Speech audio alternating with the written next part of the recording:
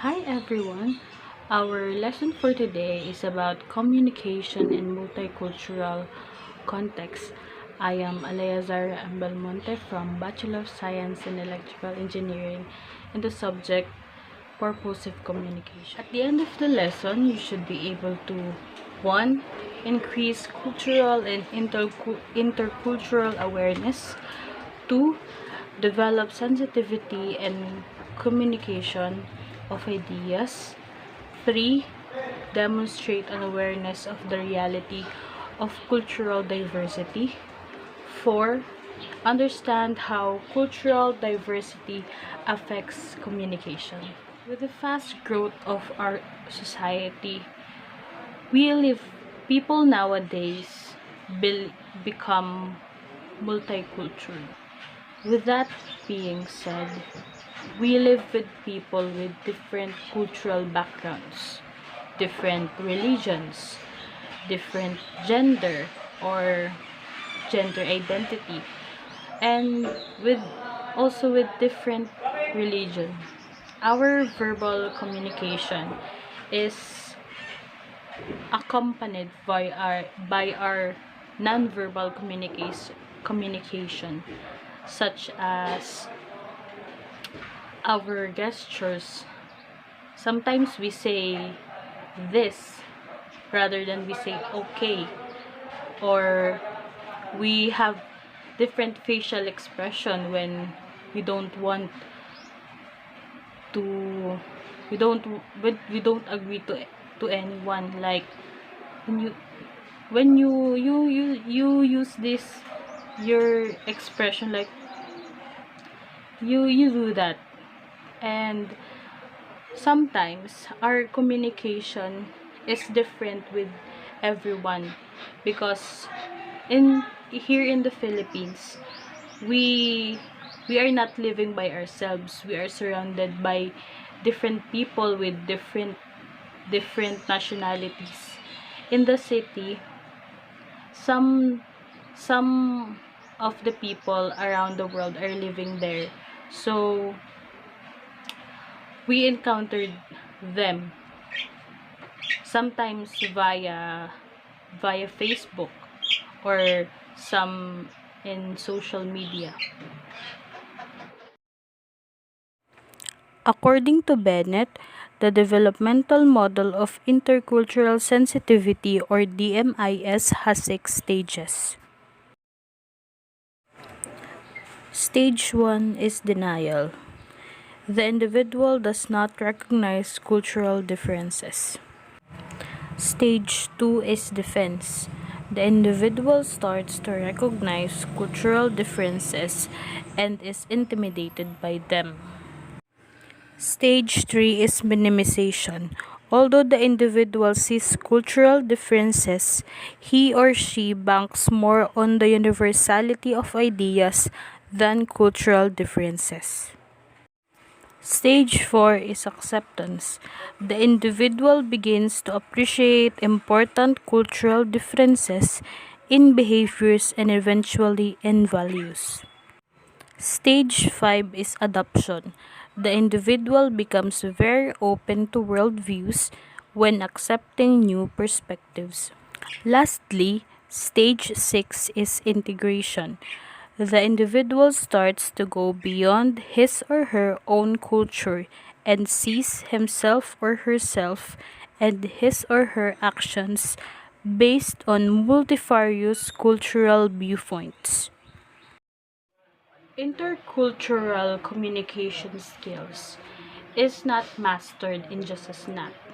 You must need to master your communication skills very efficiently, so that you can communicate clearly to multicultural settings. For example, there are core values that you need to do to achieve your intercultural communication skills, such as you must have the ability to express understandable cultural sensitive sensitive thoughts, feelings, opinions, and expectations. Also, you have to engage or immerse in local culture or language. For example, our local language here in the Philippines is Tagalog. So, for us to engage in different different communication, we must we must teach them how to speak Tagalog also. Or the next core skill is to establish shared meanings with the local people to avoid stereotyping and miscommunication.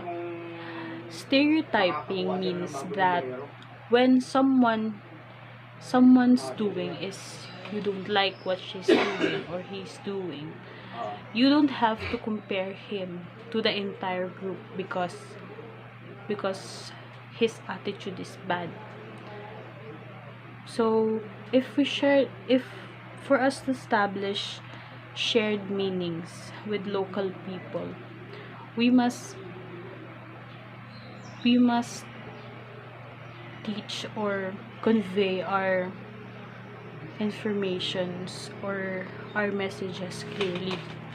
Next core skills is to develop a language capacity such as using local greetings and opportunities to use the local language in other contexts.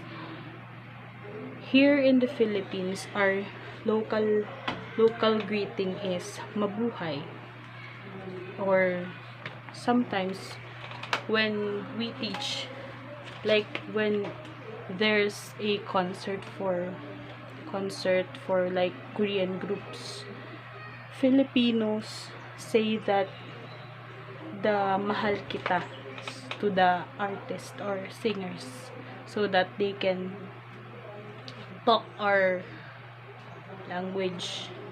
Next skill is to empathize with how the locals see the world. So how do we see the world by the eyes of Filipino? In some countries, there are many Filipinos in the world.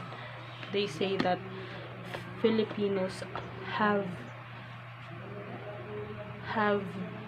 the capacity to work hard and they are warm-hearted. So I think that's how the world see Filipinos. There are general guidelines for communicating in a multicultural context, but I will just read to you the examples which I think are the most essentials for communicating. First, we must avoid asking inappropriate and personal questions. We must develop intercultural communication skills. We must eliminate gender biased words or sexist language, particularly in writing or speaking. It refers to the ways on how to avoid gender biased language, which I will be discussing later.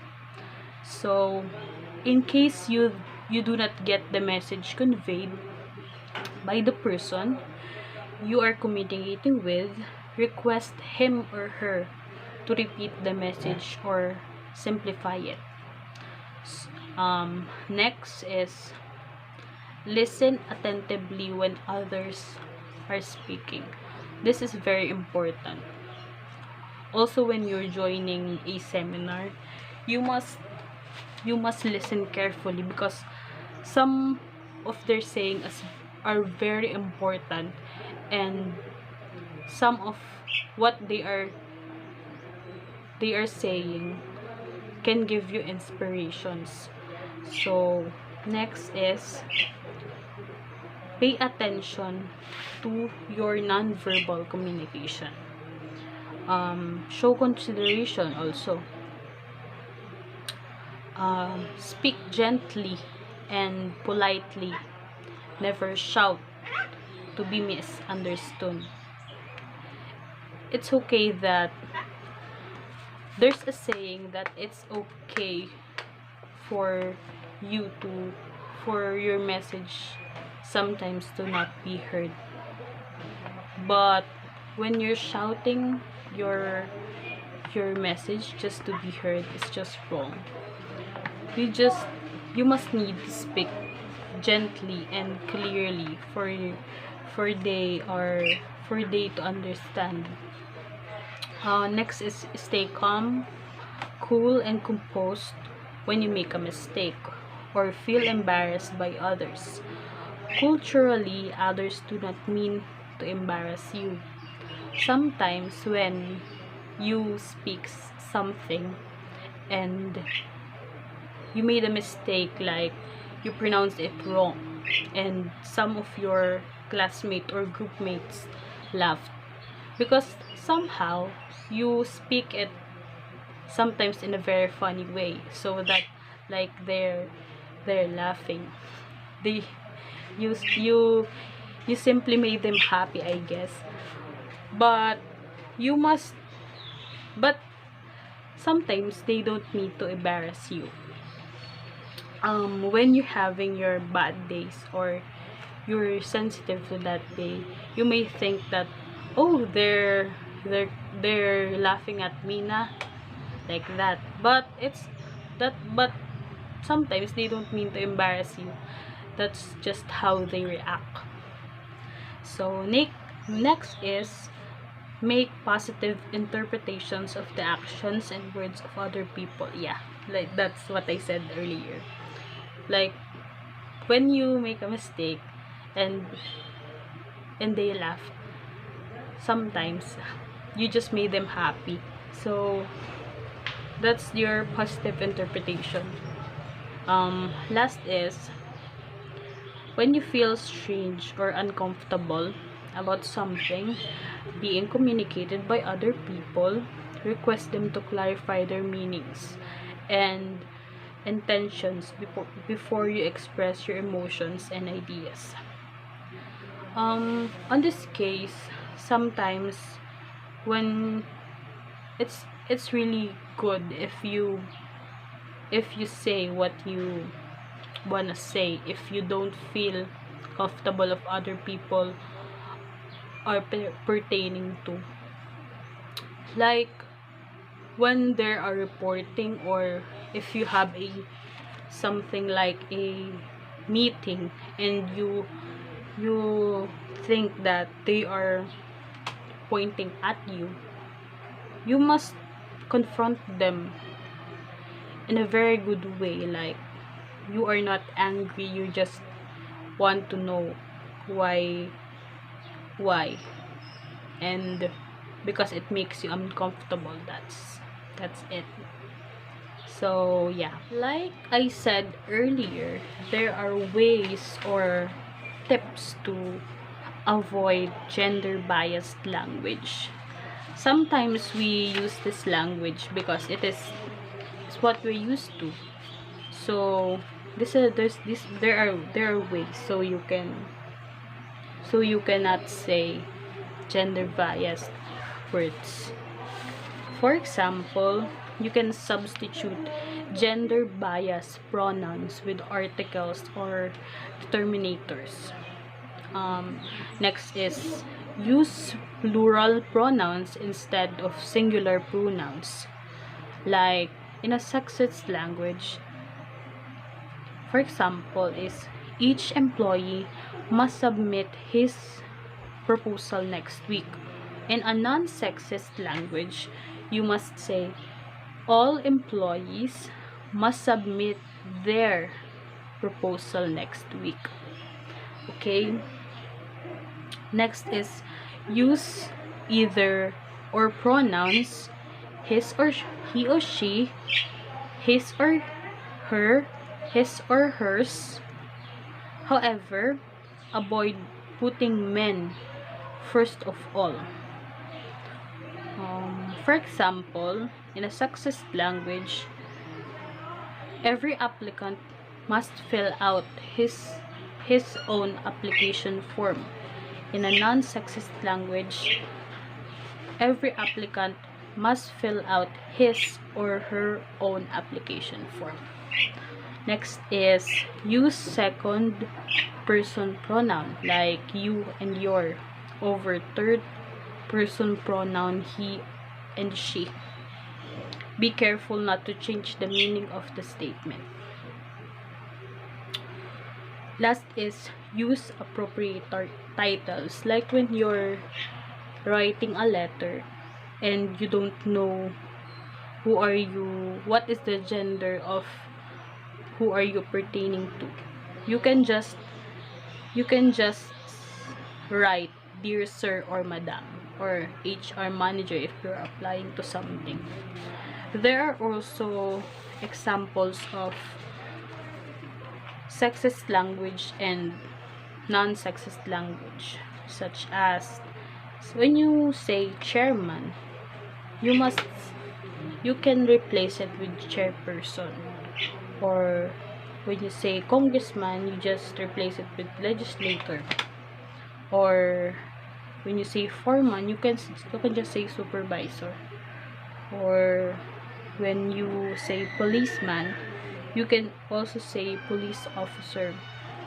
And when something is man-made, you can just say manufactured. Yeah, so that's our lesson for today. Thank you.